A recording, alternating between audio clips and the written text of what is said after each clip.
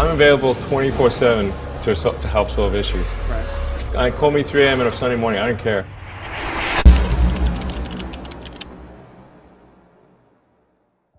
Being the richest man in the world sure has its pros and cons, but for a guy like Elon Musk, an enduring business would not exist without an impeccable work ethic. Even at such a young age, his dedication to his craft speaks for itself when he taught himself programming. He loved computer games so much, and he figured if he wrote software and sold it, he'll be able to buy more games. True enough, at age 12, he created a video game called Blastar, which he eventually sold to a local magazine for $500. But unlike most renowned businessmen, Musk was not handed his companies of today. He came from an average family in Pretoria, South Africa, where he rarely saw his busy parents, to the point where he says that he was raised by books. While Musk admits that he's naturally good at engineering because he inherited it from his father, who was an electromechanical engineer, he had a particularly estranged relationship with the man. He even goes on to say that he was such a terrible human being, and that when Musk decided to move to Canada to build his life, his dad said that he'll be back in 3 months and that he was never going to make it. Now, he's the richest person in the world, with a total net worth of $251 billion. Elon Musk has managed to be at the top of high-risk, high-reward industries, with car manufacturing at Tesla and rocket engineering with SpaceX. Not to mention that he is also very involved with several other big-ticket businesses, like The Boring Company and Neuralink. At this point, I think I know more about manufacturing than anyone currently alive on Earth. So how does he do it? He has incredible goals, not just for his businesses, but for humanity as well. And he still manages to find time to spend with his children and voice out his opinions on Twitter. Whatever he's doing right now to juggle multiple global companies is not some rocket science formula. Of course, it does help that he's a billionaire and has resources to help him in his daily schedule. But he wasn't the richest man on day one. He is famously known to work 16 hours a day, even going to 100 to 120 hours per week during a time when Tesla was on the brink of bankruptcy. But more on that later. It's all about his work ethic and his drive to look at the big picture and figure out how to make an impact to change the world. While his productivity and time management skills are being applied on a much grander scale, his methods can be easily applied by any regular person to stay on top of their everyday life. Let's start simple. How do you manage your day? Are you the type to complain about not having the time to go to the gym or spend time with your family? A famous anecdote on the internet says Musk divides his time in 5-minute increments. But he has actually denied this on his personal Twitter, saying, "I definitely don't do this 5-minute thing. Need to have long, uninterrupted times to think. Can't be creative otherwise."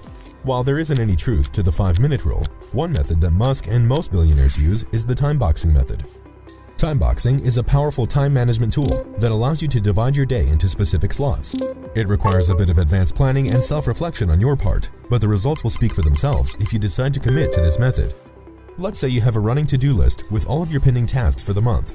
At the beginning of each day, prioritize the tasks and goals you want to achieve in the next 24 hours. You then need to estimate how many minutes or how many hours you need to complete each task. Be as realistic as possible. If you need to go to the gym, consider your commute time or how long does it take you to drive there. If you're writing an article, you're not immediately jumping into an empty document. You also need time for research. It's also recommended that you schedule your breaks and downtimes because we all need time for rest as well. Time boxing forces you to plan ahead and prioritize your tasks, making sure that you're setting up yourself for success right from the get-go. If you're a night owl, then you can even do this before you go to bed, so you wake up ready to face the day. It's also important to think about what you do first thing in the morning. For Elon Musk, if there's a daily habit that has greatly impacted his life, it's the simple act of showering. This really ties into his notion that uninterrupted time for thinking is crucial in his decision-making process.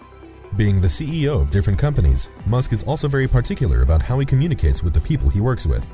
He prefers communicating via email, and in one of his emails to Tesla employees, he orders them to stop using acronyms and jargon because we don't want people to have a glossary just to function at Tesla. He's not a big fan of long, extensive meetings or any bureaucracy that hinders communication and how he receives updates from his employees. In the same email he sent to employees, where he laid out his rules for productivity, he says to get rid of frequent meetings unless you are dealing with an extremely urgent matter. Walk out of a meeting or drop off a call as soon as it's obvious you aren't adding value. It is not rude to make someone stay and waste their time. This is just another example of how time is of the essence for someone like Elon Musk, and we could all learn from the way he values every second of it. Garrett Reisman, one of his senior advisors at SpaceX, testifies to his work ethic, saying that while Musk sets very aggressive timelines for his teams, he is always focused on what they are working on. He gets right to the point and does not sit around to small talk with anyone. He measures pretty much every major decision by whether or not it brings the day when we have a self-sustainable colony on Mars sooner or later. That's the prism by which he makes every single decision he makes it through that prism. Musk is very committed to showing up, a characteristic that we all should aspire to be. A lot of people assume that he's always just on social media, doing press conferences, or working on the executive part of his business. But 80% of his time is still spent on engineering and design. In the years from 2017 to 2019, Musk devoted 100% of his time and focus to keep Tesla from going under.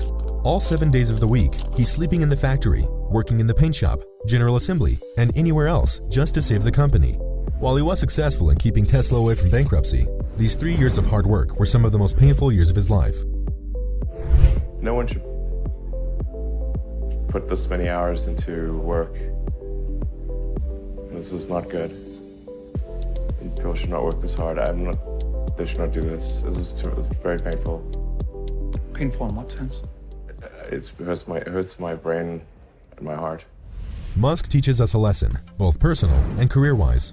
While starting a business requires you to have a high pain tolerance for the sleepless nights of problem solving, burning yourself out will not do you any good. Failure is essentially irrelevant unless it is catastrophic. This type of dedication leads us to one of his main principles when it comes to maximizing his time and output. To focus on signal over noise. Tesla hardly spends money on advertising. Instead, the company puts most of its budget on manufacturing, design, and research and development. In a world full of noise and distractions, it's easy for us to lose sight of what actually matters. We're always scrolling through our phones, consuming content all over social media, and at the end of the day, we ask ourselves, where did my time go? The same goes for the people we surround ourselves with. One of Musk's advice for those who want to start their own company is to attract great people. Building a company, you've got to gather great people. I mean, all a company is a group of people that have gathered together to create a product or service. And so depending upon how talented and hardworking that group is, and the degree to which they are focused cohesively in a good direction, that will determine the success of the company. Musk admits that it's hard to work for him, but only because he is so laser-focused on his goals. As written by Ashley Vance in the Elon Musk biography, SpaceX hiring managers would tell new recruits, if you want as hard as it gets, then great. If not, then you shouldn't come here. Isn't the same true about your personal aspirations and goals? Surrounding yourselves with amazing people that you value and respect impacts a great deal on how you shape your habits and personality. Are you hanging out with people with very different objectives in life? Or are you spending time with those who make you want to be a better person? Perhaps one of the most inspiring things about Elon Musk is that he never loses sight of his motivation. He deliberately chose the industries of sustainable energy and space exploration because he believes they directly impact our humanity's future.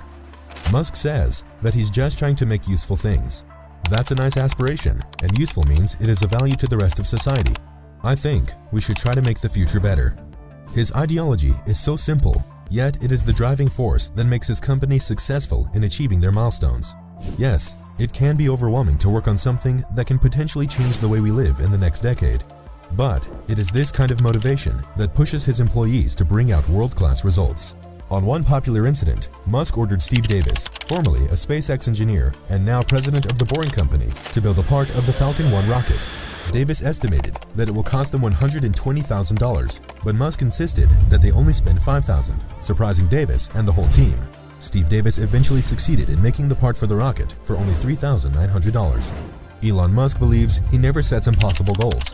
Aggressive and tight schedules, yes, but he thinks impossible goals are demotivating.